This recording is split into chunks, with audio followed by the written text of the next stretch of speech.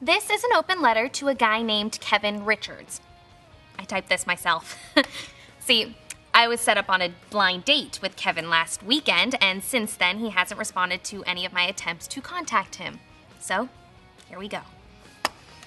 Dear Kevin, it's me, Trina. First off, thank you for meeting me at the Olive Grove for dinner last Saturday night.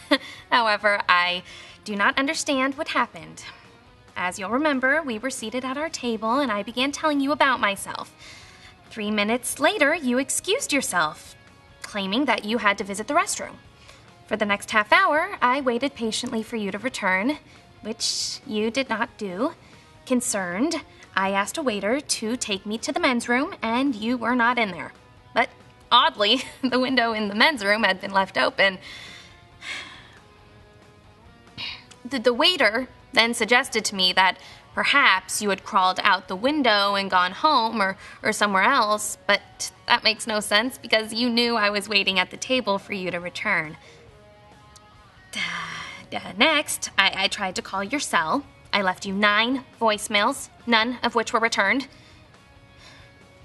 The next morning, I drove to your house. I rang your doorbell. Your little brother opened the door. When I asked him what happened to you, your brother informed me that you had moved to Australia and would not be returning to America anytime soon.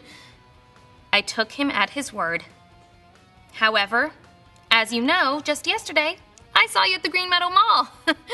Yet, when I called out your name, Kevin, you shouted, "Kevin's dead," and ran the other way. Not towards me, but the opposite direction.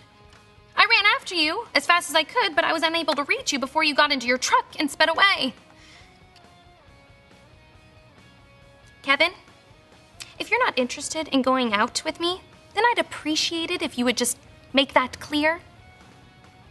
Sincerely, Trina.